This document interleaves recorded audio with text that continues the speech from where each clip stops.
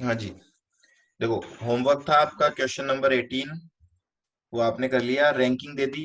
Ranking दोनों method से same नहीं आ रही होगी।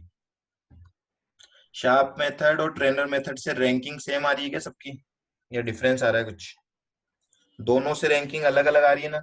अब देखो इन्होंने इसके बी पार्ट में क्या पूछा है, बोला है compare the ranking in part A and explain the reason behind the difference. आपको यहाँ पे बताना है कि अगर वो रैंकिंग डिफरेंट आ रही है तो क्यों आ रही है। ठीक है, तो वो देखो उसका क्या रीजन हो सकता है, सोचो आप। शार्प रेशियो में अपन बेस में क्या लेते हैं, स्टैंडर्ड डेविएशन, जबकि ट्रेनर रेशियो में हम बेस में क्या लेते हैं, बीटा। ठीक है, तो बस डिफरेंस का रीजन सिंपल सा है। यहाँ पे शार्प रेशियो में हम डिवाइड कर रहे हैं, किससे डिवाइड कर रहे थे, स्टैंडर्ड डेविएशन से। ट्रेनर रेशियो में हम डिवाइड कर रहे हैं, किससे डिवाइड कर रहे हैं, बीटा से। और बीटा और स्टैंडर्ड डेविएशन में क्या डिफरेंस होता है, देखो स्टैंडर्ड डेविएशन ऑफ पोर्टफोलियो से कर रहे थे हम। अगर बीटा ऑफ पोर्टफोलियो निकालना है मुझे, क्या फॉर्मूला होता है, चेक करो देखें। What is the formula for beta of portfolio, ये होता है क्या,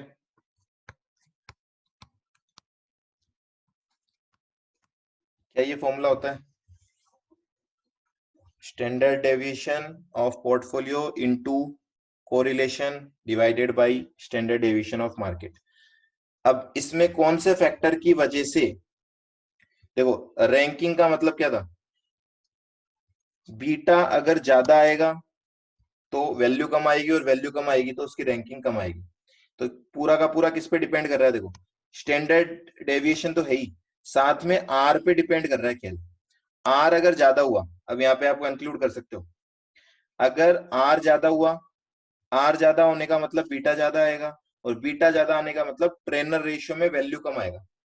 समझ रहे हो, आर अगर ज्यादा है तो ट्रेनर रेशियो क्या आएगा, कम। इनवर्स रिलेशनशिप है दोनों में, बस यही समझाना है आपको। तो आर की वजह से इंपैक्ट आ रहा है, अगर आर ज्यादा होगा तो वहां पे ट्रेनर में जो रैंकिंग है वो डाउन हो जाएगी। ठीक है, चलो देखो आंसर क्या है, वो यही लिखना है आपको, केवल समझना था। A point, Sharpe index considers only standard deviation and leaves market standard deviation and correlation, जैसा कि इस फॉर्मूले में देख सकते हो आप।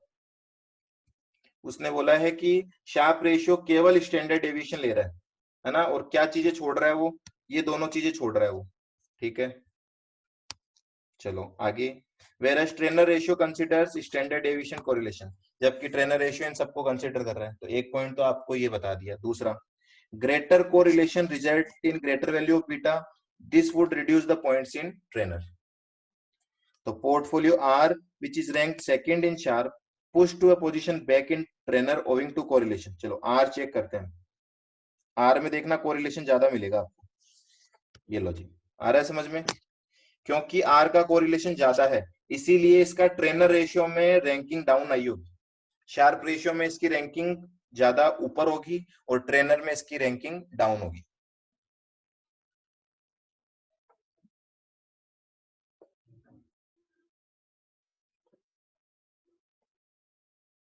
ठीक है, चलो और बोलो, होमवर्क वाले क्वेश्चन में और किसी में कोई प्रॉब्लम?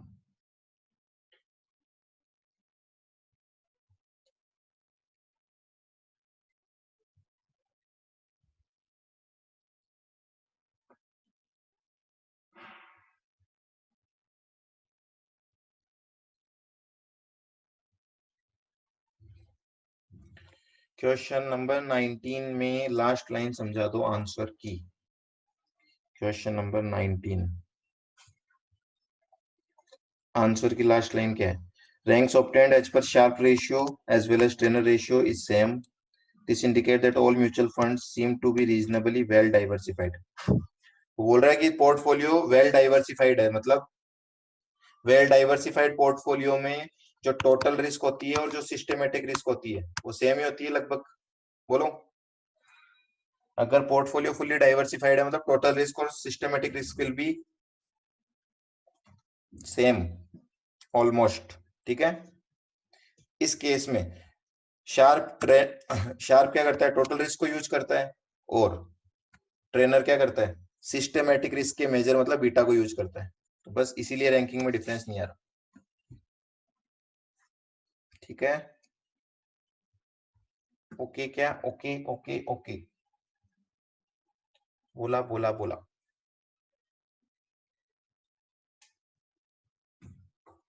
और कोई,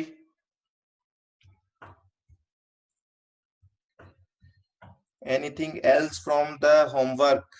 जल्दी बोलो, फिर नेक्स्ट आगे चलते हैं। टाइम वैसे ही हमारे पास कम है आज।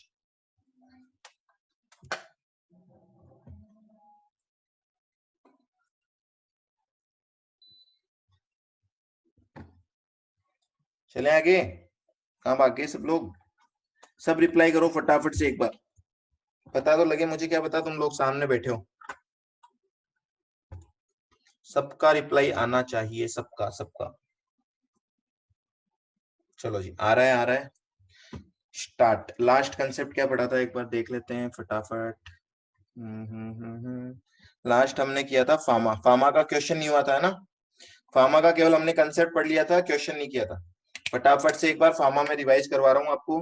फार्मा ने क्या कहा था? फार्मा ने कहा था जेनसन्स के बारे में, कि जेनसन्स ने जो अपना अल्फा वाला कंसेप्ट दिया है, वो अल्फा, मैं उसको सही नहीं मानता, ऐसा फार्मा बोलता है। क्योंकि अल्फा आपको बता रहा है difference between actual return and SML return, है ना? जबकि वो बोल रहा है एसएमएल रिटर्न निकालते वक्त हम केवल और केवल सिस्टमेटिक रिस्क यूज करते हैं, टोटल रिस्क यूज नहीं करते हैं।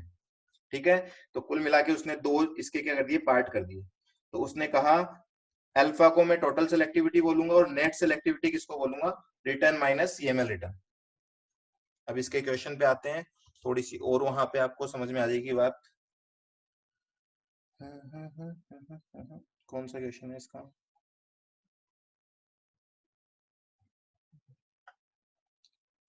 22 होमवर्क दिया था क्या आपको? Question number 22।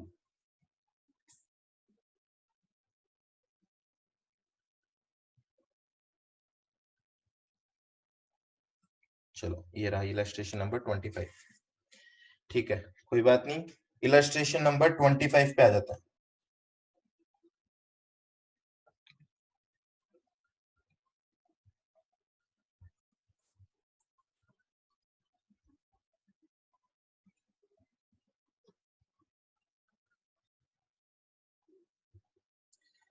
You are given following information about 3 funds. ठीक है, 3 फंड्स दे रखे हैं आपको, तनी, मनी, दनी। तनी ऑल इक्विटी फंड है, मनी equal debt and equity mix है, और दनी high debt and low equity है। ठीक है, अगर इनको मैं एक और नाम दूं, अगर आपको पता हो, इसको मैं बोल सकता हूं क्या, अग्रेसिव, इसको मॉडरेट, और इसको डिफेंसिव। ठीक है, चलो 3 फंड्स का डेटा दे रखा है, करना क्या है वो देखते हैं अभी हम। फंड्स के डेटा से हमें क्या करना है, बोला है एवरेज रिटर्न, तीनों का एवरेज रिटर्न दे रखा है आपको, तीनों का स्टैंडर्ड डेविएशन दे रखा है आपको, तीनों का कोरिलेशन दे रखा है with market. If RF is 5%, return on market portfolio 16%, with standard deviation 4%, ascertain total gain and net gain under pharma net selectivity. Total gain मतलब टोटल सेलेक्टिविटी, नेट गेन मतलब net selectivity. आ रही बात समझ में?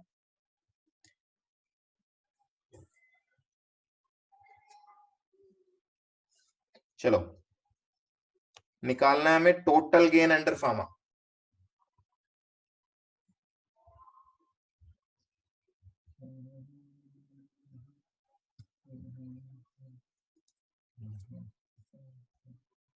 Illustration number कौन सा है हमारा, 25। देखो इलस्ट्रेशन नंबर 25, बताओ मुझे फटाफट से फॉर्मूला कौन बताएगा, टोटल गेन अंडर फार्मा का फॉर्मूला क्या होगा? टोटल गेन का फॉर्मूला क्या लिखूं, बोलो? रिटर्न ऑफ, अब यहाँ पे तीनों के अलग अलग निकलेंगे, ध्यान रखना। मैं एक का निकाल रहा हूँ, फिर दो का आप निकालना। एक मिनट रुको।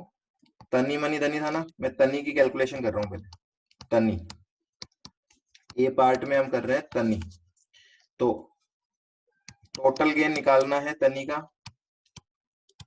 Total gain is equals to return of T minus C A, total gain sorry SML return, SML return minus कर दो। लो जी, तो तनी का रिटर्न तो दे रखा है आपको, कितना दे रखा है? तनी का रिटर्न कितना दे रखा है हमें?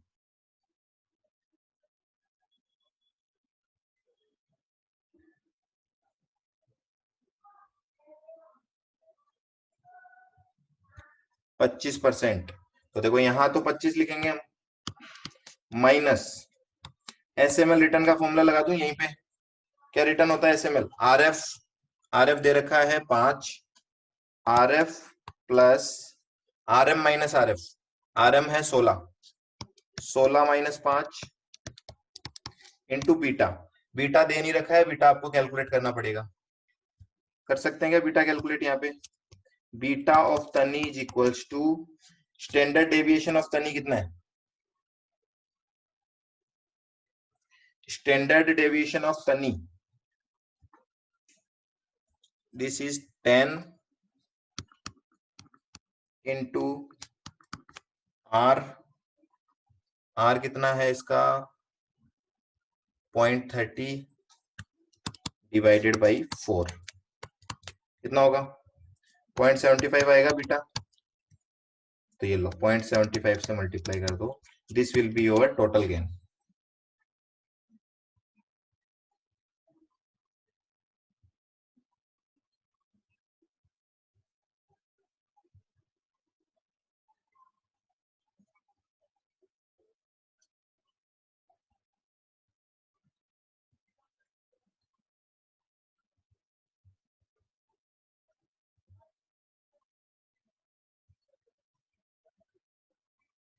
ग्यारह पिछहत्तर 11.75%। तो बोल रहे हैं 25% का जो टोटल रिटर्न है उसमें से 11.75 का रिटर्न एक्सेस आ रहा है। तो यहाँ पे एसएमएल रिटर्न कितना आया होगा आपका? 13.25 आया होगा। ठीक है, नेट गेन निकालते हैं। नेट गेन का क्या फॉर्मूला होगा? नेट गेन का फॉर्मूला होगा रिटर्न ऑफ तनी माइनस सीएमएल रिटर्न। तनी का रिटर्न वही है 25 है। सीएमएल रिटर्न क्या होता है? सीएमएल रिटर्न होता है RF plus RM minus RF divided by market का एचडी इनटू स्टॉक का एचडी। कितना था? 10। लो कैलकुलेट करो कितना आता है।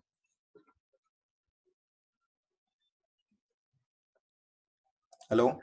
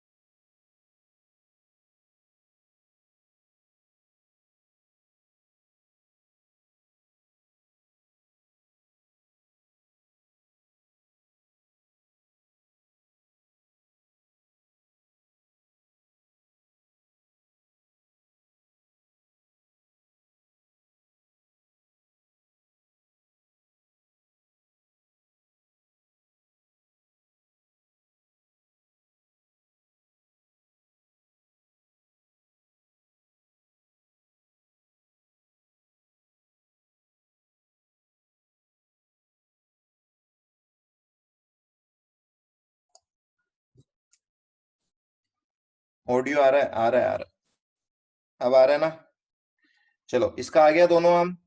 आपको टोटल गेन पूछा था, आ गया 11.75। नेट गेन पूछा था, आ गया माइनस का 7.5%। ठीक है, ओके, सेम कैलकुलेशन करनी है आपको मनी के लिए। चलो मनी के लिए निकालना है बी। अब की बार मनी, सेम वही काम करना है। आ रही है क्या ऑडियो? अब तो आ रहा है क्या ऑडियो? हाँ जी, मनी के लिए निकालना है तो पहले आप निकालोगे टोटल गेन। चलो जी, टोटल गेन निकालने के लिए क्या करें, रिटर्न ऑफ मनी minus S M L return. मनी का रिटर्न आपको दे रखा है, मनी का रिटर्न दे रखा है आपको 18%। चलो जी, 18 माइनस आर एफ, वही होगा आर एफ तो 5 प्लस 16 माइनस 5 इंटू इसके बीटा से मल्टीप्लाई करो। तो यहाँ पे आपको निकालना पड़ेगा बीटा ऑफ मनी। मनी का बीटा कैसे आएगा, मनी का रिस्क है 5 और कोरिलेशन है 0.7, ठीक है, डिवाइडेड बाई 4 कितना होगा बोलो, 0.875 इज योर बीटा। तो 0.875 से मल्टीप्लाई करो और बताओ मुझे कितना आ रहा है total gain. It's 3.375%। This is total gain, ठीक है। नेट गेन निकालोगे आप, तो नेट गेन में क्या करना है हमें, रिटर्न ऑफ मनी minus CML return. CML return less कर दो यहाँ पे। लो जी, रिटर्न है इसका 18%। CML रिटर्न कैसे निकलेगा, RF, RF दे रखा है 5 plus 16 minus 5 multiplied by divided by market का एचडी 4 है और इसके खुद का एचडी कितना है 5। लो जी, करो लेस, कितना आता है बोलो, how much,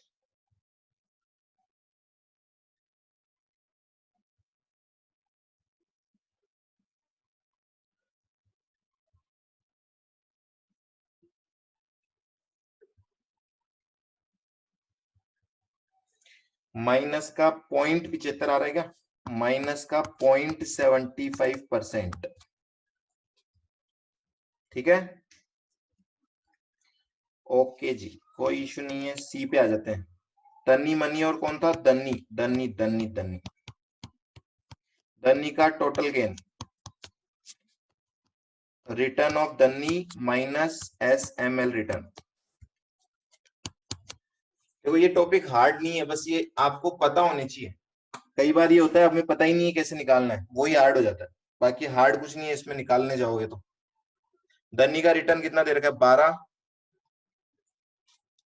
minus SML return की बात करें तो वही RF और वो तो सेम है 5 प्लस 16 माइनस 5 इंटू बीटा से करेंगे तो बीटा निकालना पड़ेगा इसका, बीटा ऑफ दनी इज इक्वल्स टू, इसका रिस्क कितना दे रखा है, दे रखा है 3, तो 3 इंटू 0.5 डिवाइडेड बाई मार्केट का कितना दे रखा है 4, कितना होगा 0.375 आ जाएगा, ठीक है।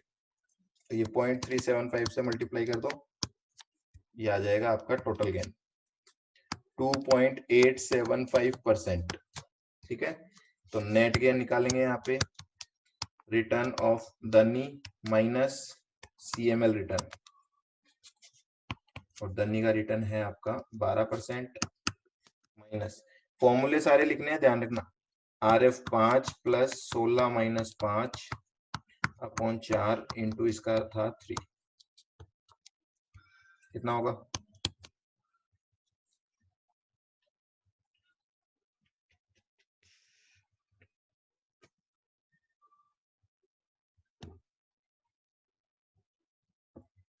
माइनस का 1.25%। आंसर टैली कर लो। टोटल गेन ये आ रहे थे क्या आपके, नेट गेन कहाँ गया, कहाँ गया, ये रहा, माइनस का 7.5 माइनस का 0.75 माइनस का 1.25 is the net gain. This is Fama's net selectivity, और नेट गेन कुछ भी बोलो, this is total gain and total selectivity, ठीक है, दो नाम है, टोटल सेलेक्टिविटी बोलो टोटल गेन बोलो, एक ही बात है। मैच हो रहे हैं आंसर आपके? देखो इसके सॉल्यूशन से मत देखना इन्होंने क्या कर रखा है, जितनी दिमाग का दही होगा ना आपका, सोच नहीं सकते आप, इसके सॉल्यूशन से मत जाना बिल्कुल भी। आप बहुत सिंपल तरीके से मैंने लिखाया आपको, उस तरीके से कर लेना, ठीक है। चलो अब इसका सेकंड पार्ट, ये तो था इसका फर्स्ट पार्ट, और एक ही क्वेश्चन दे रखा है फार्मा पे, तो इसी क्वेश्चन से होगा आपका प्रैक्टिस। दूसरा क्या पूछा है, सिस्टेमेटिक रिस्क पूछा है और अनसिस्टेमेटिक रिस्क पूछा है। आता है क्या निकालना अपने को? क्या हमें निकालना आता है क्या? पार्ट 2 बोलो, सिस्टेमेटिक रिस्क और अनसिस्टेमेटिक रिस्क। आंसर बताओ एक बार, देखो ना आंसर ये रहे, देखो आंसर मैच करो, हो रहे हैं क्या? This is total gain, this is net gain. Net gain तीनों ही नेगेटिव आ रहे हैं, टोटल गेन तीनों ही पॉजिटिव आ रहे हैं। ये आ रहा था हमारा शायद आंसर, कुछ अलग आ रहा है तो बताओ।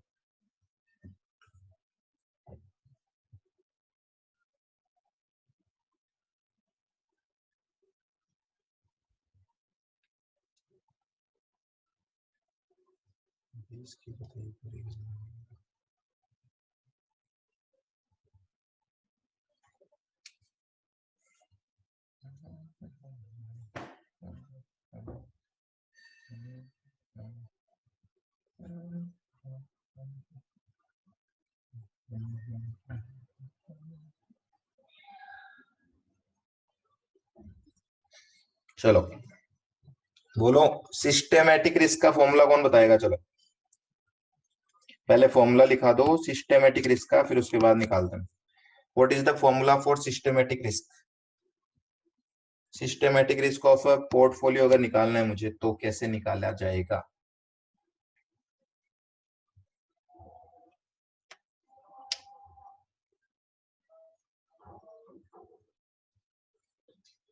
किसी को याद नहीं है फॉर्मूला? क्या होता है सिस्टेमेटिक रिस्क? दो तरीके थे इसके निकालने के, बीटा के रूट से भी निकलता है और कोरिलेशन के रूट से भी निकलता है। ठीक है, बीटा आपके पास है सबके, तो बीटा के रूट से निकाल दूं मैं, कोई दिक्कत है किसी को? बोल सकते हैं क्या, H D M into beta P, क्या ये फॉर्मूला सही है? देखो इसमें दो तरीके थे आपको याद है, एक वेरिएंस वाली अप्रोच होती है और एक स्टैंडर्ड डेविएशन वाली अप्रोच होती है। कौन सी अप्रोच लगानी है यहाँ पे? कुछ बोला है क्वेश्चन में? देख लो एक बार, क्वेश्चन ने अगर कुछ बोला है तो वो अप्रोच लगाओ, अदरवाइज आपकी मर्जी है। कुछ नहीं बोला है तो आपकी मर्जी है, कोई भी अप्रोच लगा सकते हो आप, ठीक है। तो मैंने आपको कहा था कि सिस्टमेटिक रिस्क और अनसिस्टमेटिक निकालते वक्त जो बेटर अप्रोच है वो है वेरिएंस, तो आप इनको वेरिएंस अप्रोच से निकाल दो, ठीक है। एच डी एम 4 का square multiplied by beta P कितना था, ओ सॉरी, एक किसका फॉर्मूला लिखा है, तनी मनी धनी था ना, तो इसको टी कर देता हूँ। तनी का बीटा कितना आया था? तनी का बीटा, तनी तनी तनी तनी तनी तनी तनी 0.875, 0.875 का स्क्वायर। चलो बताओ।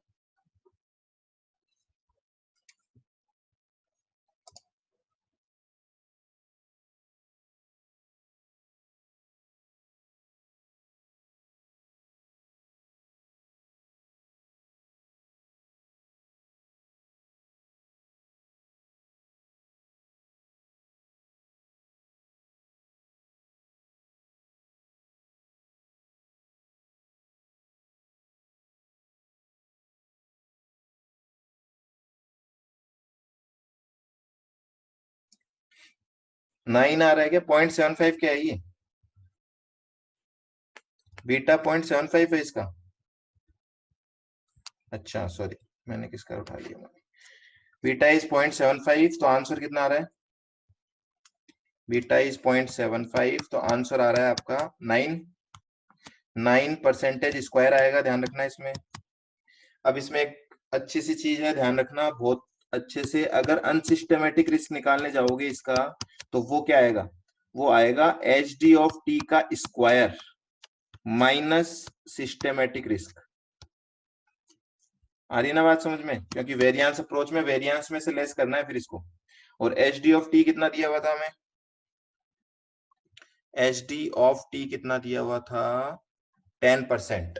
तो 10 का स्क्वायर -9, तो ये आपका हो जाएगा 80, कितना 91 आएगा, 91% स्क्वायर। क्लियर।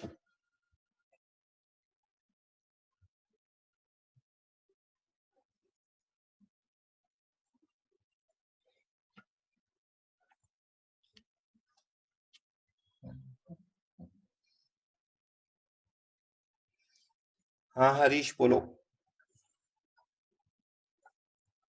क्या हुआ, कुछ गड़बड़ है क्या, चेक करना एक बार, कुछ गड़बड़ है क्या कहीं पे। सही है ये तो। सिस्टेमैटिक रिस्क और अनसिस्टेमैटिक रिस्क में हमने दो अप्रोच पढ़ी थी, आपको याद हो तो। एक वेरिएंस अप्रोच थी, वेरिएंस अप्रोच बोलता है टोटल रिस्क किसको मानेंगे हम, वेरिएंस को, मतलब एच डी ऑफ टी के स्क्वायर को। तो इसके दो टुकड़े करने हैं, सिस्टेमेटिक रिस्क निकालना है, अनसिस्टेमेटिक निकालना है। सिस्टेमेटिक का फॉर्मूला आपने अभी लिखा है एच डी टी का स्क्वायर इंटू बीटा टी का स्क्वायर, और अनसिस्टेमेटिक क्या होगी, टोटल माइनस सिस्टेमेटिक। बस यही किया हमने। अच्छा, अगर मैं यहाँ पे इसको एच डी अप्रोच से निकालू तो कोई दिक्कत है क्या किसी को, स्टैंडर्ड डेविएशन अप्रोच से भी निकाल देता हूँ, चलो मैं। स्टैंडर्ड डेविएशन में टोटल रिस्क उसको मानते हैं हम स्टैंडर्ड डेविएशन ऑफ टी, जो कि 10% है। तो सिस्टेमेटिक रिस्क ऑफ टी निकालने का फॉर्मूला क्या हो जाएगा, H D M into beta T. H D M था आपका 4 और बीटा टी था आपका 0.75, तो ये 3% आएगा। ठीक है। तो अनसिस्टेमेटिक रिस्क ऑफ टी कितना आएगा, total risk minus, total risk मतलब sorry standard deviation of T minus systematic risk of T, 10 minus 3 is equals to 7%। अब ठीक है। देखो ये पहले भी मैंने बोला था आपको, अप्रोच कौन सी लगानी है वो आपके ऊपर है। ज्यादा बेटर अप्रोच हमेशा वेरिएंस वाली होगी इसमें। दोनों लगाना चाहते हो दोनों लगा के आ जाना एग्जाम में, एक लगाना चाहते हो तो एक भी आपकी मर्जी है, कोई सी भी लगाओ। ठीक है, मेरा सजेशन है वेरिएंस वाली लगा देना। क्लियर, क्लियर है क्या। आंसर इसका गलत है, इसको काट देना, इसने फॉर्मूला ही गलत दे रखा है। ठीक है, आंसर यहाँ पे रॉन्ग है, आज ही काट देना, क्योंकि मुझे पता है अगेन आप जब सोल्व कर रहे होंगे ना इस आंसर को, पक्का आप देखोगे इसको उठाओगे कंफ्यूज होगे। तो अभी इस आंसर को काट देना, दिस इज रॉन्ग, क्योंकि आपको दिख रहा है अब ये फॉर्मूला ही गलत उठा रखा है इन्होंने, तो आंसर सही होगा कहां से। फॉर्मूला लिख रखा है इन्होंने H D of P into beta of P, जबकि एच डी ऑफ पी नहीं होता, यहाँ पे होता है एच डी ऑफ एम। चलो अब मुझे निकाल के बताओ आप फटाफट से, अब मुझे निकाल के बताओ। आपको एच डी ऑफ तनी मनी का स्क्वायर दे रखा था, कितना दे रखा है, दिस इज 5 का स्क्वायर, 5 का स्क्वायर इक्वल टू 25% स्क्वायर। तो सिस्टमेटिक रिस्क ऑफ मनी बताओ और अनसिस्टमेटिक रिस्क ऑफ मनी बताओ, चलो बताओ, कैलकुलेट करो फटाफट।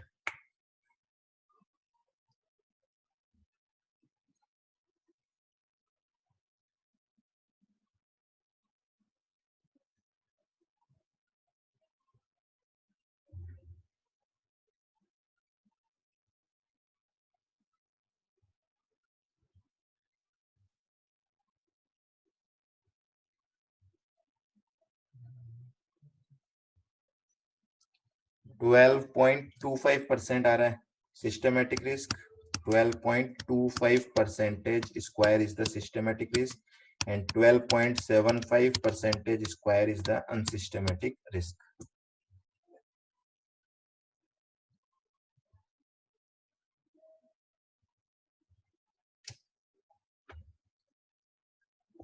ठीक है, नेक्स्ट पे आ जाओ, एच डी ऑफ दनी, एच डी ऑफ दनी का स्क्वायर कितना था ये 3, तो 3 का स्क्वायर इज 9% स्क्वायर। इसका निकालो सिस्टेमेटिक रिस्क ऑफ दनी और अनसिस्टेमेटिक रिस्क ऑफ दनी।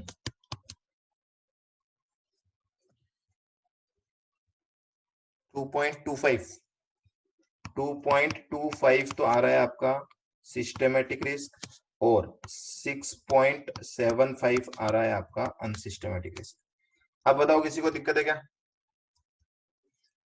ए बी सी, ठीक है। तो कुछ नहीं है, ये सारे एनालिसिस के लिए रेशियो कैलकुलेट करते रहते हैं, इनसे फिर आप कंपेयर करते रहना बाद में।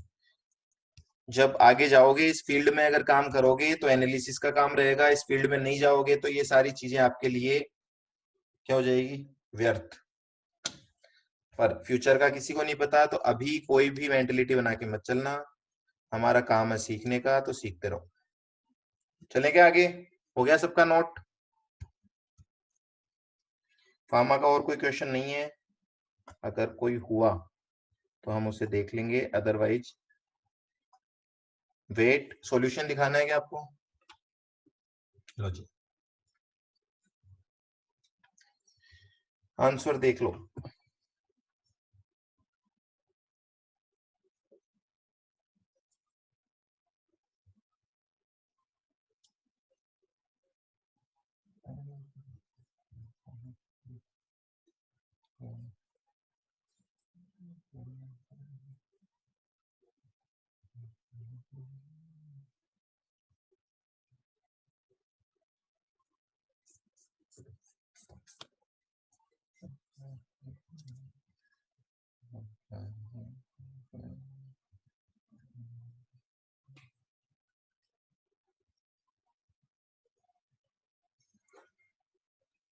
ठीक है, चलो नेक्स्ट पे आ जाते हैं हम।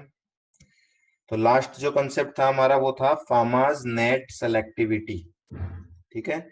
इसमें टोटल गेन निकालना है, नेट गेन निकालना है।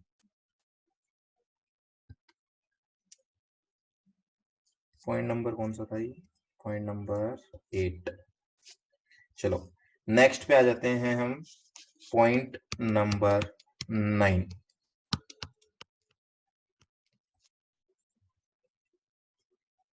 This is morning star index, Morningstar index. ये क्या कंसेप्ट है? देखो, मॉर्निंग स्टार इंडेक्स आपको बोलेगा, मॉर्निंग स्टार मतलब दिन में तारे। अब समझना इस कंसेप्ट को, बहुत सिंपल सा कंसेप्ट है। दिन में तारे कब दिखेंगे किसी इन्वेस्टर को?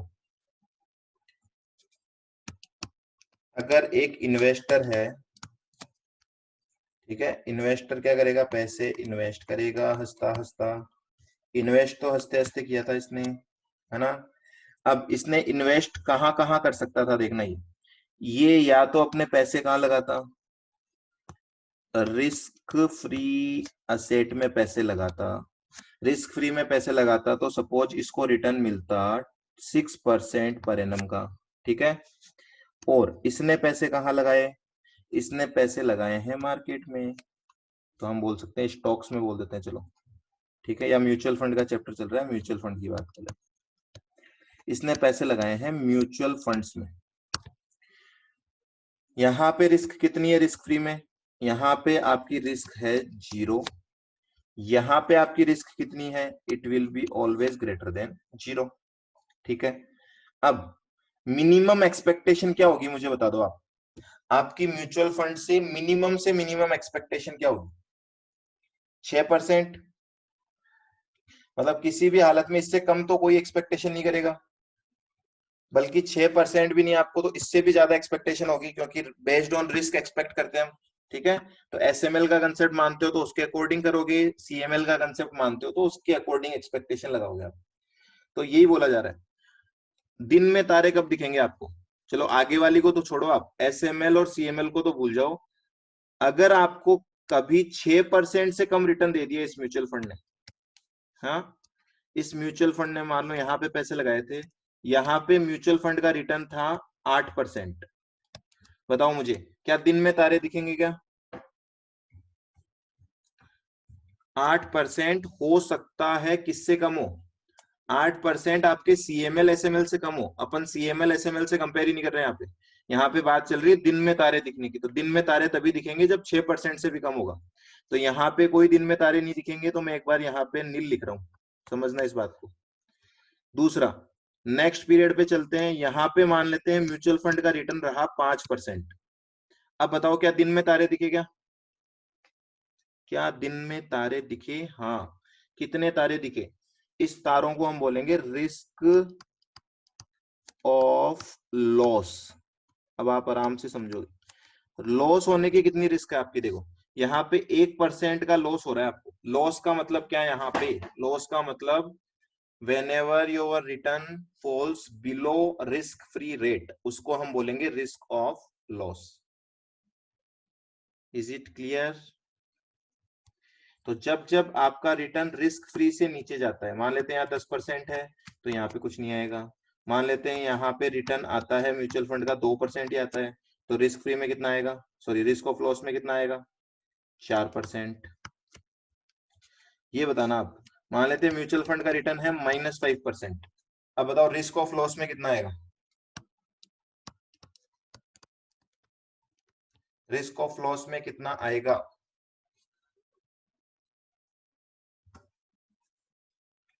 2 आएगा। How is it possible? 2 कैसे आएगा? 11 आएगा, 11।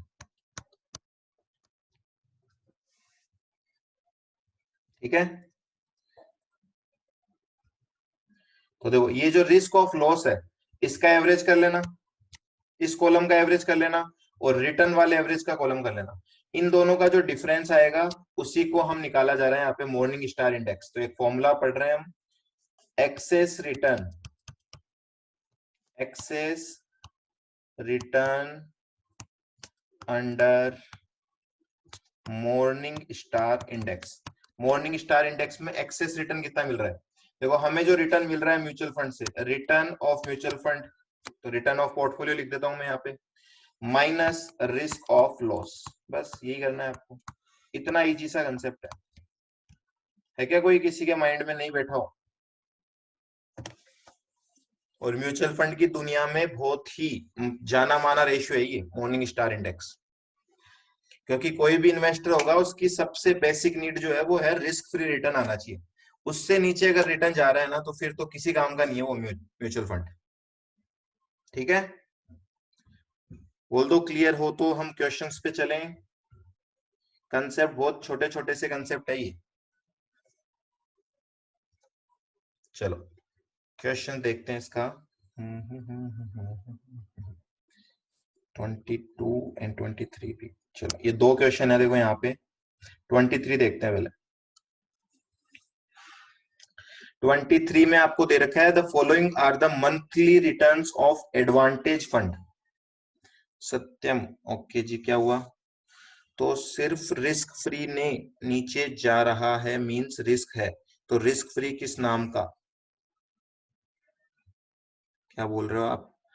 रिस्क फ्री से नीचे जा रहा है मींस रिस्क है, तो रिस्क फ्री किस काम का? क्या मतलब हुआ? समझा ही नहीं मैं आपकी बात। रिस्क फ्री से भी नीचे जा रहा है रिटर्न, तो हमेशा थोड़ी जा रहा है। म्यूचुअल फंड का आप एवरेज बेसिस पे रिटर्न निकालोगे, क्या वो रिस्क फ्री से कम है क्या?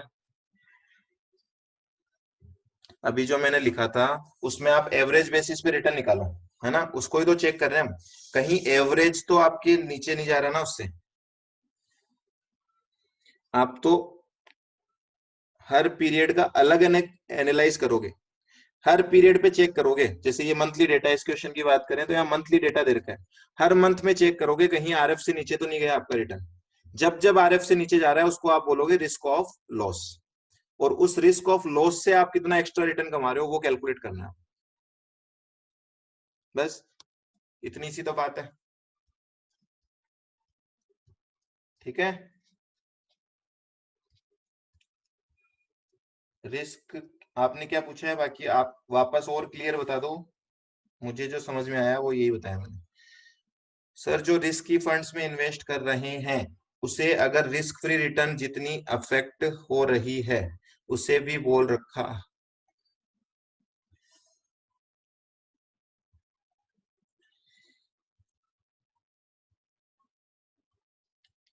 जो रिस्की फंड्स में इन्वेस्ट कर रहे हैं उसे अगर रिस्क फ्री रिटर्न जितनी अफेक्ट हो रही है उसे भी रिस्क ऑफ लॉस कह सकते हैं।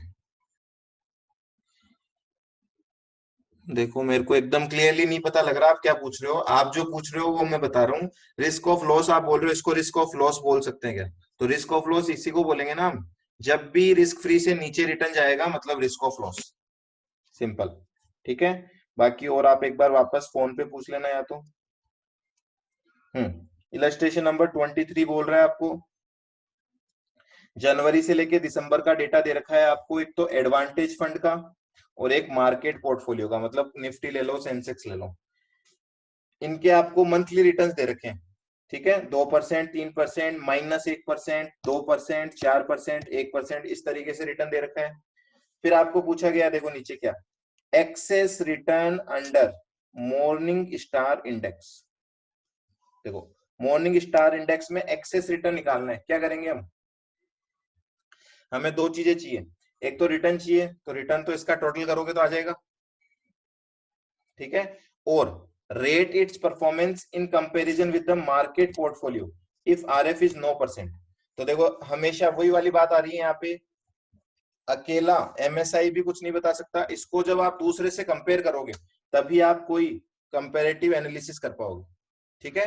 कंक्लूजन तभी निकलेगा जब इसको कंपेयर किया जाएगा। तो यहाँ पे दो चीजें दे रखी है, एक एडवांटेज फंड, एक मार्केट पोर्टफोलियो। चलो एक बार एमएसआई निकालते हैं हम इनका, कितना आता है उसके बाद बात करते हैं आगे। इलस्ट्रेशन नंबर कौन सा है ये? 23। Illustration number 23। पहले मैं बात कर रहा हूं एडवांटेज फंड की। एडवांटेज फंड, लो जी। एडवांटेज फंड क्या बोल रहा है, जनवरी से लेके दिसंबर तक के रिटर्न दे रखे हैं, तो आपको यहाँ पे कॉलम बनाना पड़ेगा एक तो पीरियड का। ठीक है, जनवरी से लेके दिसंबर। फिर रिटर्न कितना कितना दे रखा है वो लिखेंगे यहाँ पे।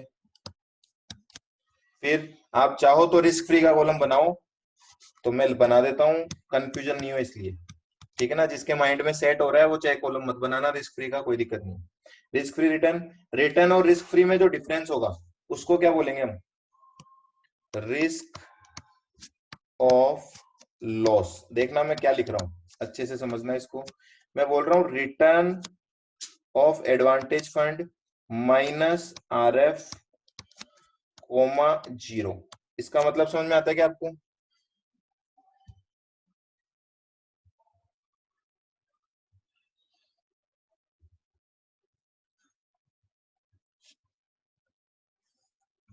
बोलो जी, आ रहा है क्या इसका मतलब समझ में?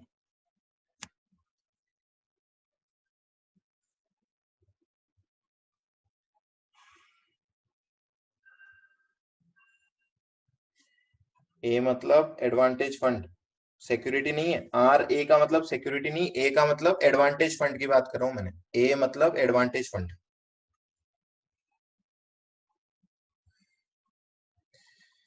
आ गया? क्या आया बताओ मुझे। इससे क्या समझ रहे हो जो मैंने लिखा है? मैंने लिखा है R A minus R F लिखेंगे हम यहाँ पे। ठीक है, सॉरी गलत लिख दिया मैंने, उल्टा लिखो इसको, उल्टा। इसको उल्टा लिखेंगे, R F minus R A. R A आपका कम है आर एफ से तब लिख देना, अदरवाइज यहाँ पे 0 लिख देना। ठीक है। चलो पीरियड, जनवरी से लेके जनवरी फरवरी मार्च, इस तरीके से मंथ बनाओ। रिटर्न के कॉलम में रिटर्न लिखो। आरएफ के कॉलम में कितना आएगा? देखो आरएफ के कॉलम में आएगा 9% टोटल है ना, और ये डेटा मंथली है, तो 9% एनुअल है, तो एक महीने का कितना होगा? करो, 9 को 12 से डिवाइड करो, 0.75 आएगा, हर मंथ में 0.75 आएगा। ठीक है, फर्स्ट मंथ का रिटर्न कितना है 2, जनवरी का रिटर्न कितना है 2 है, तो 2 में से पॉइंट, अब देखो 0.75 में से 2 लेस करोगे तो नेगेटिव वैल्यू आएगी, नेगेटिव वैल्यू आपको नहीं लिखनी तो या तो 0 लिख दो या डैश लगा दो। समझ में आ रही है बात? मैं मार्च की बताता हूं आपको, मार्च में कितना रिटर्न है, यहाँ पे 3 है तो यहाँ पे भी डैश लगा देना। मार्च में -1 रिटर्न है, ठीक है, -1 मतलब 0.75 से कम है। कितना कम है 0.75 से? 1.75 कम है। क्लियर है क्या सबको? चलो, जनवरी से लेके दिसंबर तक की ये टेबल बनानी है आपको, फटाफट से टेबल बनाओ और फिर उसके बाद टोटल लिखेंगे हम।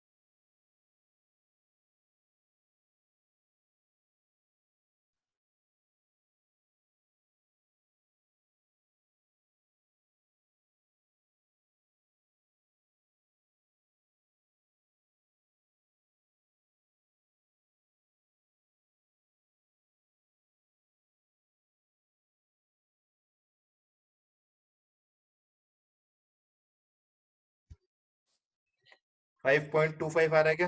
किसका टोटल आ रहा है 5.25? कौन से कॉलम का? जून, जुलाई, अगस्त, सितंबर, अक्टूबर, नवंबर, दिसंबर। कौन से टोटल का? लॉस वाले कॉलम का टोटल आ रहा है आपका। ठीक है, देखो रिस्क वाले, रिस्क ऑफ लॉस वाले, इसका टोटल आ रहा है 5.25%। ठीक है जी, एक टोटल लगाओ आप रिटर्न वाले कॉलम का। रिटर्न वाले कॉलम का कितना टोटल आ रहा है? This is your risk of loss and this is your return of advantage fund. 15% तो बस बहुत इजी सा आंसर है। यहाँ पे आप लिखोगे excess return under MSI is equals to risk return of advantage fund minus risk of loss is equals to 15 minus 5.25 is equals to कितना? 9.75%। क्या दिस इज योर आंसर? 0.75 नहीं आया समझ? 0.75 क्या है? Risk free rate. Risk free rate पूरे साल की कितनी दे रखी है आपको क्वेश्चन में? 9% दे रखी है ना। ये डेटा, ये जो आपको पीरियड लिखा हुआ है ये मंथली लिखा हुआ है, तो 9% को मंथली करोगे तो कितना आएगा? 0.75।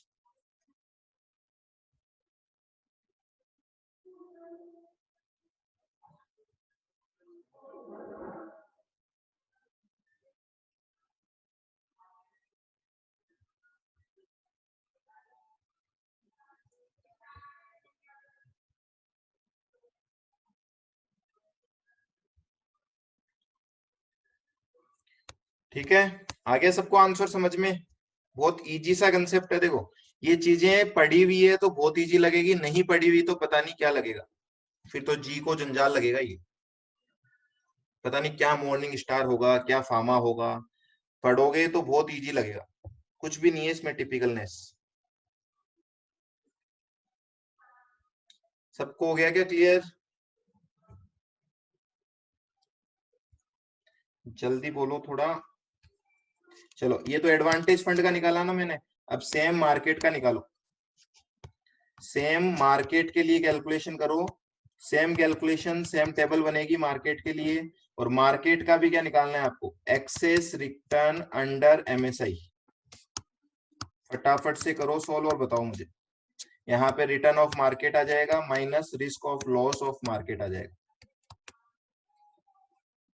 चलो जी लग जाइए धार पे, क्वेश्चन मैं आपको दिखा देता हूँ। जिसको समझ में नहीं आया हो, कोई डाउट हो, वो फटाफट से पूछ ले, और बाकी लोग जिसको आ गया हो वो इसको क्वेश्चन को ट्राई करें।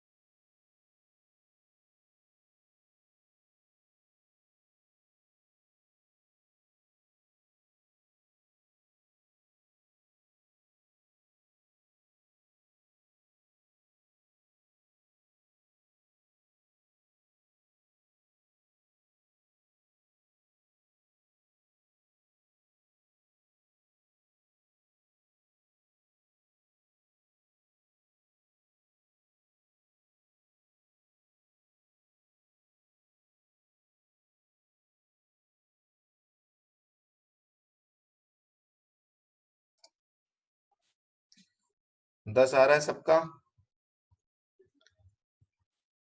एक्सेस रिटर्न 10 आ रहा है ना, दोनों बताओ मेरे को। मार्केट रिटर्न कितना आ रहा है?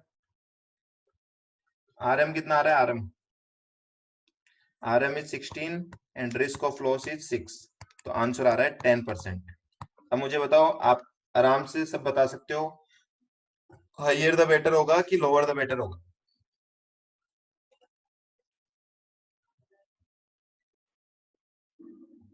हाइयर। पूछा क्या था उन्होंने, देखो अब खुद कंक्लूड करके आंसर कर सकते हो। पूछा था rate the performance in comparison with market portfolio. Performance जब आप लिखते हो तो क्या लिखते हो? अब मेरे को आप बताओ एक बार, कोई भी आप में से, कोई भी क्या, वैसे तो सभी लोग लिख के बताओ क्या लिखोगे आप यहाँ पे कंक्लूजन में? परफॉर्मेंस पूछिए आपको, under performed, very good.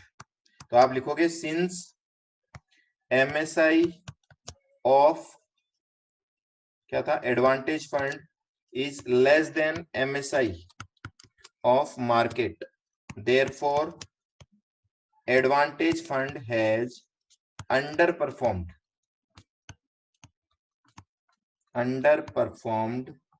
then underperformed as compared to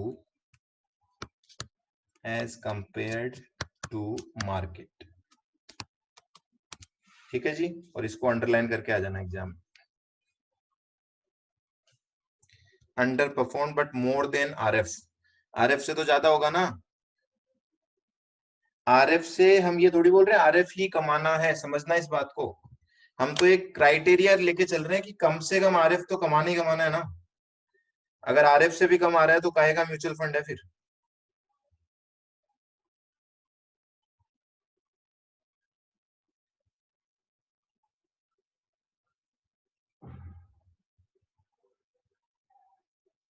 ठीक है।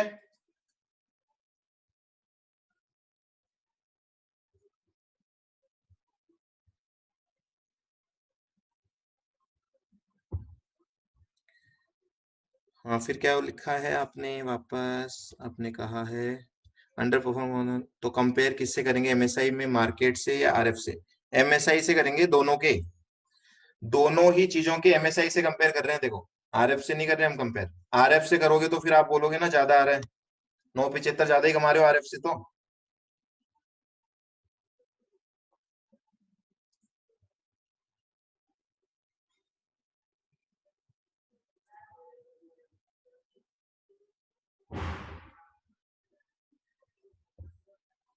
चलो नेक्स्ट क्वेश्चन पे आओ। इलस्ट्रेशन नंबर 23 हो गया। Illustration number 24 as it is same है, इसको होमवर्क में ट्राई लिख लेना। कुछ भी नहीं है इसके अंदर, एज इट इज है। अब की बार दो फंड दे रखे हैं, ध्यान रखना। फंड एम को जब कंपेयर करके बताओगे ना, वैसे तो बताना ही नहीं है, नहीं बताना है, सॉरी, इवेल्युएट परफॉर्मेंस। फंड को एम को कंपेयर करोगे तो एम को एन से कंपेयर मत करना, एम को किससे कंपेयर करोगे? ठीक है, मार्केट से।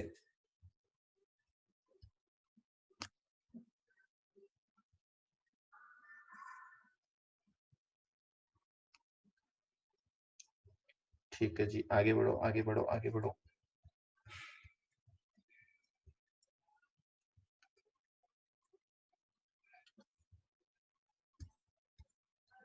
अब एक बार मेरे को क्वेश्चन नंबर बताना आप फटाफट से, क्वेश्चन नंबर जो पेंडिंग है आपके पास होगा। 6 मंथ है क्या उसमें? एक मिनट, 6 मंथ का डेटा दे रखा है क्या आपको इसमें?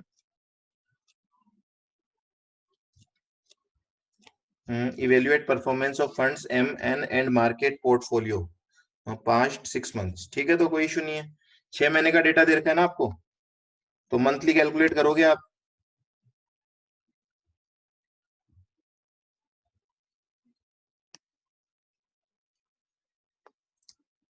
अगर आपको आरएफ देखो 6% दे रखी है, तो आप इस कॉलम में कितना लिखोगे?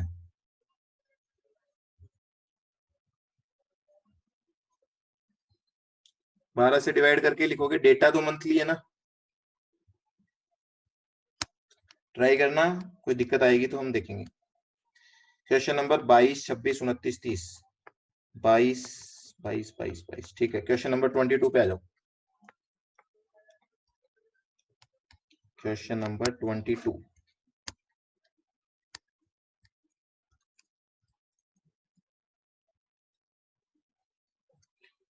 देखो क्वेश्चन नंबर 22 क्या है? Following particulars are furnished about 3 mutual fund scheme PQR। 3 mutual fund scheme दे रखी है, PQR दे रखा है आपको, फिर डिविडेंड दे रखा है आपको तीनों का। तीनों का कैपिटल अप्रिसिएशन दे रखा है। कैपिटल अप्रिसिएशन का मतलब क्या होता है? Closing NAV minus opening NAV. First का पार्ट भी है कुछ बचा हुआ, ठीक है, वो भी देख लेंगे। ठीक है, तो आपको कैपिटल अप्रिसिएशन दे रखा है। कैपिटल अप्रिसिएशन का मतलब ध्यान रखना क्या होता है। फिर बीटा भी दे रखा है। ascertain the alpha of the three schemes and evaluate their performance if government of India bond carries an interest rate of 6.84, मतलब ये आरएफ हो गया आपका।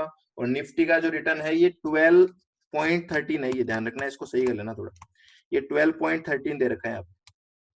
बताओ मुझे, क्या इसमें अल्फा कैलकुलेट हो जाएगा क्या? अल्फा कैलकुलेट हो जाएगा क्या? हो सकता है, कोई दिक्कत नहीं है।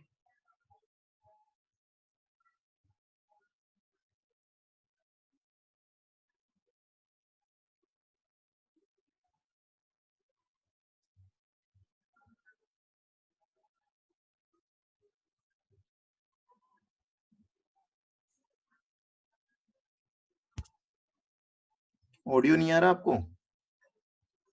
आ तो रहा है ऑडियो, कहाँ दिक्कत आ रही है? ठीक है, तो ये क्वेश्चन भी फिर मैं आपको छोड़ रहा हूँ, ये भी क्वेश्चन आपको करना है। और कौन सा था?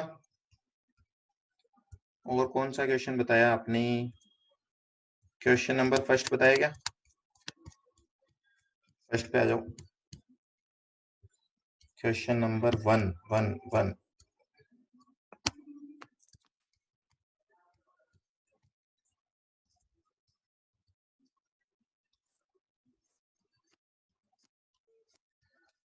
हाँ जी, देखो क्वेश्चन नंबर 1 में आपको क्या बोल रखा है।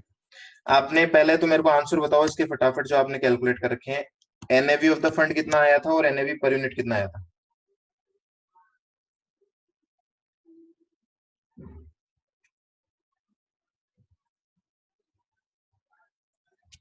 बोलो।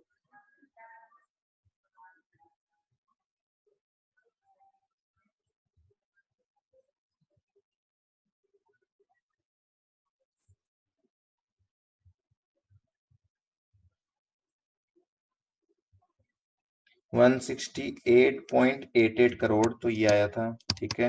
और एनएवी पर यूनिट कितना आया था? 30.71। चलो, अब देखो क्या पूछ रहे हैं ये। If the period under consideration is 2 years, वो बोल रहे हैं ये जो डेटा ऊपर दे रखा है इसमें 2 साल हो चुके हैं, है ना। और 2 साल हो चुके हैं मतलब आप इसको पर एनम करना जानते हो अच्छे से। End fund has distributed 2 per unit as cash dividend. और यहाँ पे देखो क्वेश्चन खत्म नहीं हो रहा, क्वेश्चन खत्म होता है यहाँ पे। थर्ड क्वेश्चन यहाँ तक है आपका, वो डॉट गलत लगा हुआ है। Ascertain the net return annualised. बताओ कौन है जो नहीं कर सकता इसको? कर सकते हो। रिटर्न कैलकुलेट करना है इसमें। कैसे करते हैं रिटर्न कैलकुलेट? चलो आओ। इलस्ट्रेशन नंबर 1 पार्ट 3 है इसका। Part 3 calculation of annual return पूछा जा रहा है आपको यहाँ पे, है ना। तो एनुअल रिटर्न निकालेंगे हम। बताओ मुझे, एनुअल रिटर्न के लिए पहले होल्डिंग पीरियड रिटर्न निकालना पड़ेगा 2 साल का। क्या फॉर्मूला लिखूं होल्डिंग पीरियड रिटर्न निकालने के लिए? What will be the holding period return?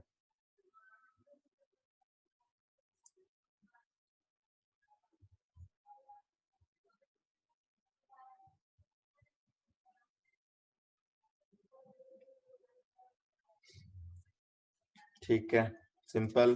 Closing value minus opening value upon opening value into 100।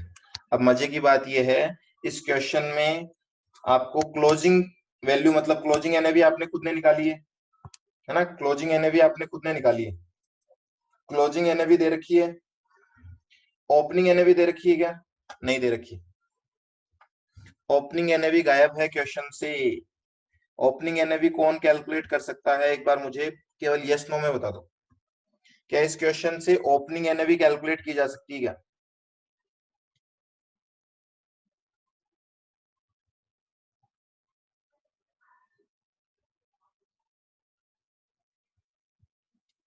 हाँ या ना?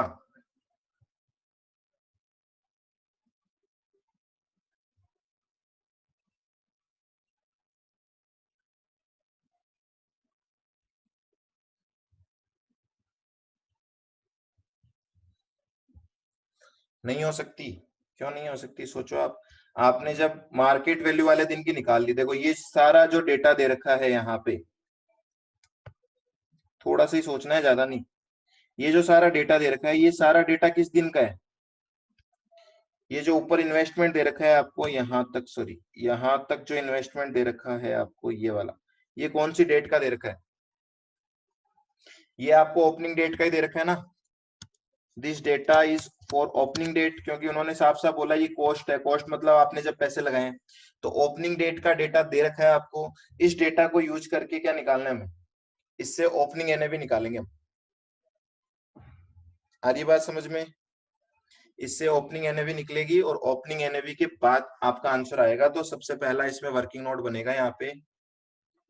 चलो देखो, इस पे मैं छोड़ देता हूँ क्लोजिंग वैल्यू वाले को खाली। सॉरी, क्लोजिंग वैल्यू तो आपके पास है पर उसको भी अगर खाली छोड़ते हैं, उसमें भी एक पॉइंट बताना है। तो पहले तो आप यहाँ पे वर्किंग नोट बनाओगे। Working note number 1, calculation of opening NAV. Opening NAV calculate करना है। सेम फॉर्मेट बनाना पड़ेगा जो हमने बनाया था। कैसा बनता है फॉर्मेट?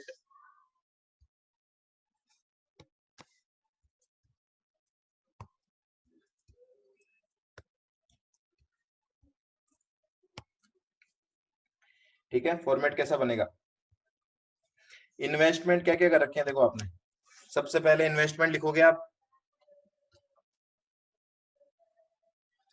आईटी, इंफ्रास्ट्रक्चर, ये सारे इन्वेस्टमेंट लिखोगे। देखो इन्वेस्टमेंट इन शेयर्स, तो इन्वेस्टमेंट इन शेयर्स कौन कौन से हैं आपके, आईटी है, इंफ्रा है, ये सारे है ना। और कितने कितने रुपए के दे रखे हैं देखो, 28, 15, 7, 32, 8, 28, 15, 7, 32, 8, ये सारी कॉस्ट है, मतलब ये ओपनिंग वाले दिन का आपका इन्वेस्टमेंट दे रखा है यहाँ पे। ठीक है, चलो ये तो मैंने लिख दिए, नाम यहाँ पे मैंने शॉर्ट में। आगे दूसरा क्या कर रखा है हमने, इन्वेस्टमेंट इन बॉन्ड्स कर रखा है।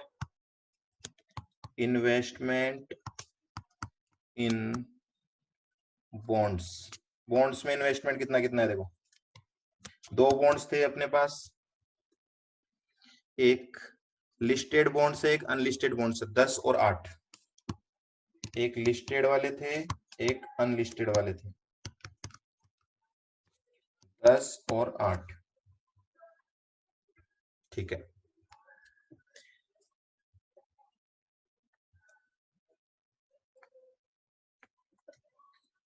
इनका टोटल लगाना एक बार कितना आता है, इनका टोटल 108 आता है। अब देखो एक चीज हो रहा है यहाँ पे, कैश था या नहीं था उस दिन आपके पास, कोई इंफॉर्मेशन है क्या आपके पास?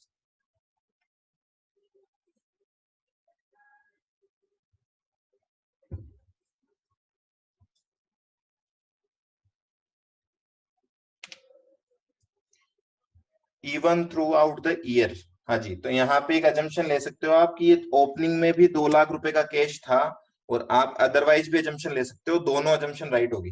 ठीक है, एक अजम्पशन इन्होंने जो भी ले रखी होगी वही अजम्पशन हम ले लेते हैं, ताकि आंसर आपका मैच हो जाए।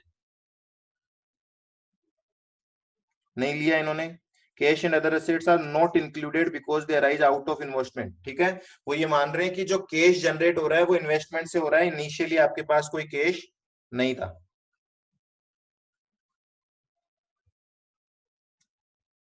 ठीक है,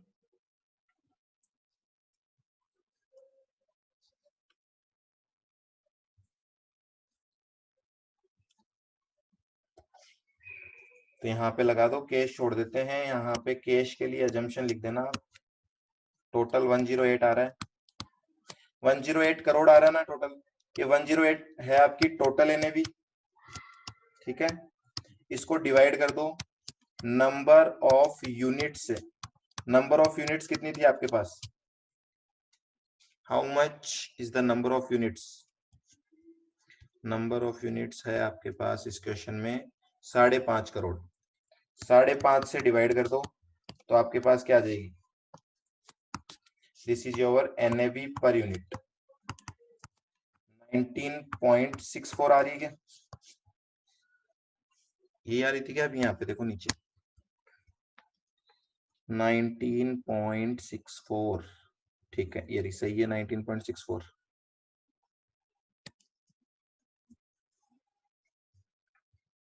अब देखो आपके पास ओपनिंग एनएवी भी है 19.64, क्लोजिंग एनएवी ऑलरेडी हम निकाल चुके थे, कितनी आ रही थी closing NAV, sorry closing NAV यहाँ पे लिखी थी हमने 30.71 नहीं थी क्या, 30.71। क्लोजिंग एनएवी भी है आपके पास, ओपनिंग एनएवी भी है आपके पास, अब आप रिटर्न कैलकुलेट कर सकते हो यहाँ। चलो आ जाओ रिटर्न वाले पे, क्लोजिंग वैल्यू में, क्लोजिंग वैल्यू में इन्वेस्टर के पॉइंट ऑफ व्यू से रिटर्न कैलकुलेट कर रहा हूं मैं, म्यूचुअल फंड के पॉइंट ऑफ व्यू से नहीं कर रहे, तो सारे इन्वेस्टर में मान लेता हूं, सारे इन्वेस्टर के लिए रिटर्न कैलकुलेट कर रहे हैं। एक यूनिट पे कितना क्लोजिंग एनएवी है, 19.64 प्लस, देखो यहाँ पे डिविडेंड की इंफॉर्मेशन है क्वेश्चन में, आपको डिविडेंड दिया है कंपनी ने, कितना डिविडेंड दिया है, 2 रुपए पर यूनिट का डिविडेंड दिया है पर ईयर, और होल्डिंग पीरियड 2 साल का है, इसका मतलब टोटल डिविडेंड कितना हो गया आपका, 4 रुपए का हो गया टोटल डिविडेंड। ठीक है, माइनस ओपनिंग वैल्यू आई है आपकी 30.75, उल्टा लिख दिया क्या मैंने, closing is 30.7571 and opening is 19.64 divided by 19.64 into 100। इससे आपका एचपीआर आ जाएगा, बताओ कितना आता है। ये आ जाएगा आपका होल्डिंग पीरियड रिटर्न।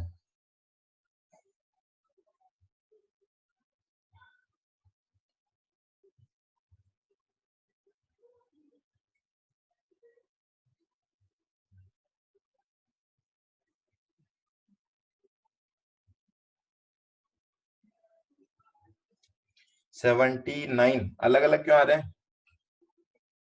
अरे क्या हो रहा है ये सबके? 76.73 सही क्या? 76.73%। अगर ये होल्डिंग पीरियड रिटर्न है तो एनुअल रिटर्न कितना होगा? एनुअल रिटर्न क्या होगा? 76.73 डिवाइडेड बाई 2, क्योंकि 2 साल का है ये, तो 1 साल का कितना होगा बोलो?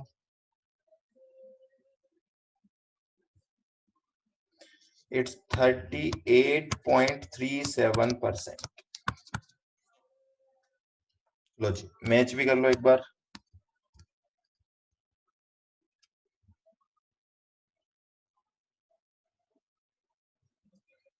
क्या हुआ? ये 77 इन्होंने राउंड ऑफ करके ले लिया क्या? एक बार चेक करना इसकी कैलकुलेशन सही है क्या। 15.07 डिवाइडेड बाई 19.64 करके देखो 77 आ रहा है या राउंड ऑफ कर दिया इन्होंने?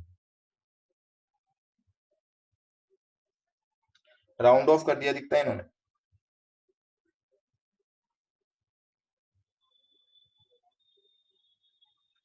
ठीक है, तो आंसर सही है, कोई दिक्कत नहीं है। ठीक है, इनका आंसर में एक यहाँ पे और अजम्पशन ली जा सकती थी, वो मैं आपको एक बार बताता हूँ, सुनना इसको, क्योंकि एक मिस्टेक हो जाती है कई बार। देखो यहाँ पे बोला गया है कि 4 रुपए का इन्होंने डिविडेंड दिया है। डिविडेंड कहाँ से दिया जाता है मुझे बताओ? डिविडेंड भी तो कंपनी अपने फंड्स में से ही देगी ना। डिविडेंड भी तो कंपनी अपने फंड्स में से ही देगी, तो क्या उसकी वजह से कैश बैलेंस कम नहीं हो जाना चाहिए क्या? हो जाना चाहिए ना, कैश बैलेंस कम हो जाना चाहिए। और अगर कैश बैलेंस कम हो जाएगा तो आपकी क्लोजिंग एनएवी चेंज हो जानी चाहिए थी। पर बस इसीलिए उसका आंसर नीचे देखना जरूरी था। इसमें आपको ध्यान क्या रखना है, चाहो तो एक अजम्पशन लिख देना, मैं बोल रहा हूं अच्छे से सुन लो, कॉपी में लिख लेना। We have assumed that the cash dividend distributed has already been incorporated in the cash balance given above। ठीक है, आई बात समझ में? तो अजम्पशन दोनों तरीके की ली जा सकती है यहाँ पे। अगर हम ये बोलते हैं कि कैश डिविडेंड ऊपर इंक्लूडेड नहीं है, we have assumed that the cash dividend distributed has been already incorporated in the cash balance above।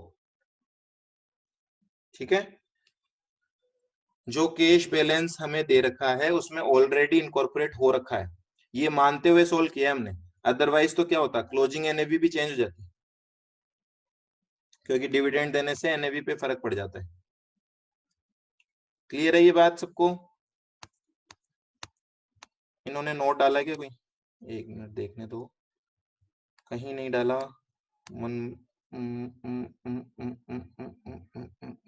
ठीक है, कोई नोट नहीं है, कोई बात नहीं। चलो हो गया क्या? नोट हो गया? फोर्थ पार्ट पे और आ जाओ इसके। अगर नोट हो गया हो तो फोर्थ पार्ट पे आ जाते हैं हम। जल्दी करो, थोड़ा टाइम हो गया आज का आपका खत्म। जाना है क्या किसी को कहीं पे?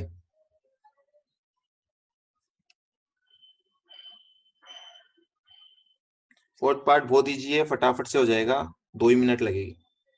देखो एक्सपेंस रेशियो पूछा है, ascertain the expense ratio. Expense ratio का मतलब क्या होता है?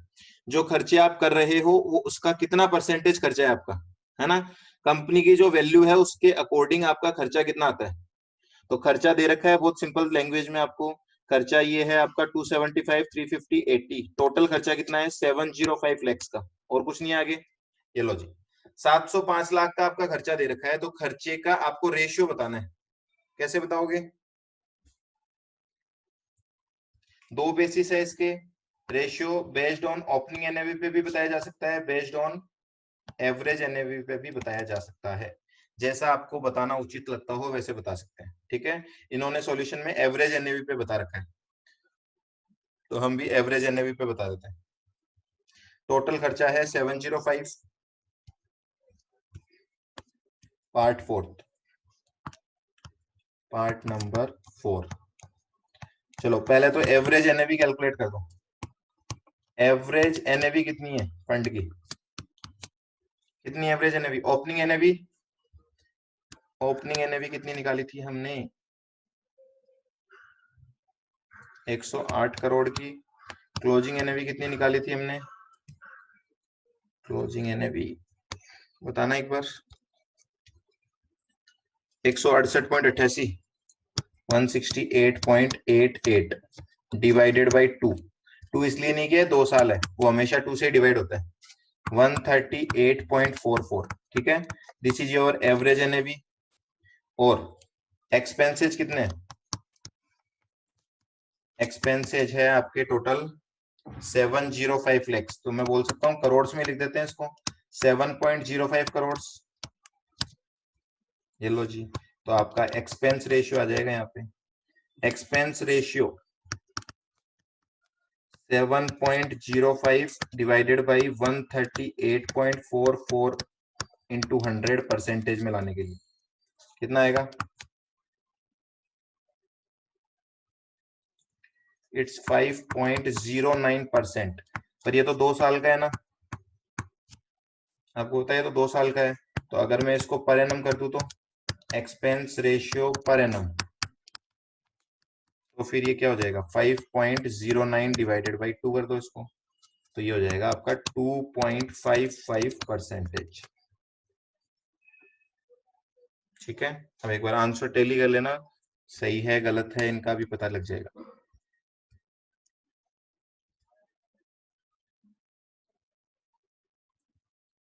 5.09% आ गया। ठीक है, 5.09% है, पर एनम निकालोगे तो आधा हो जाएगा। तो एक्सपेंस रेशियो तो बता दिया हमने, इन्होंने एक्सपेंस पर यूनिट भी निकाल रखा है, वो भी पूछते तो वो भी निकाल सकते थे हम। पर यूनिट में क्या करना है, डिवाइड कर देंगे नंबर ऑफ यूनिट से, पर वो पूछा नहीं है, केवल एक्सपेंस रेशियो पूछा है, तो आप केवल एक्सपेंस रेशियो निकाल के छोड़ सकते हो। ठीक है, तो और चाहो तो आप पार्ट 5 डाल के निकाल दो, हो सकता है कभी पूछ ही ले डायरेक्ट।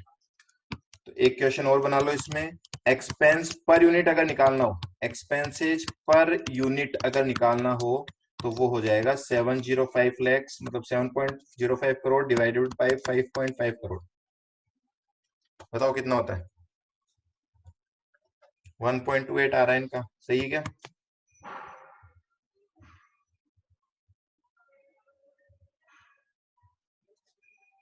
1.28 रुपीज, 1.28। क्या मतलब हुआ इसका? बहुत सिंपल सी लैंग्वेज में, एक यूनिट होल्डर को, एक यूनिट होल्डर को 1.28 का खर्चा है यहाँ पे, मतलब 1 रुपये 28 पैसे तो खर्चे में चले गए उसके। तो एक्सपेंसेस पर यूनिट बोलोगे तो ये होता है, परसेंटेज में बोलोगे तो आप बोल सकते हो कि एक यूनिट होल्डर को जितने रुपए का इन्वेस्टमेंट उसने कर रखा है उसका 2.55% का तो खर्चा हो जाता है। ठीक है, तो ये रेशियो कैलकुलेट किए जाते हैं अगेन कंपैरिजन के लिए। अकेला इनकी कोई वर्थ नहीं है, या तो इसको आप अपने ही लास्ट ईयर से कंपेयर करोगे, या फिर इस वैल्यू को आप किसी दूसरे म्यूचुअल फंड की वैल्यू से कंपेयर करो। ठीक है, अकेली वैल्यू कोई काम की नहीं होती, ये सारे जब भी रेशियो निकलते हैं वो कंपेरेबल फिगर्स होती है। लो जी, तो आज के लिए क्वेश्चन इतने ही करेंगे, होमवर्क मैंने जो दिया है वो आप कर लेना। इसके अलावा कोई इक्का दुक्का क्वेश्चन इसमें होंगे, और एक कंसेप्ट और पढ़ना है बस इस चैप्टर में, बाकी का चैप्टर इज कंप्लीट। केवल एक लास्ट कंसेप्ट और पढ़ना है, 2 तरह के रिटर्न निकालने हैं, उसके अलावा चैप्टर कंप्लीट है। बोलो जी, कुछ कहना है या अलविदा कहें हम?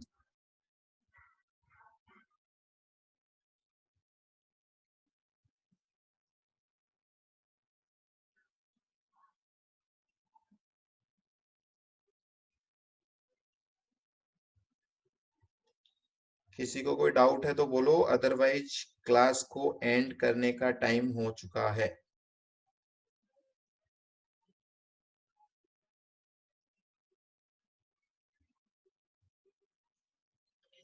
No doubt. तो जो होमवर्क दिया है वो कर लेना, ठीक है। चलो, अलविदा, बाय बाय।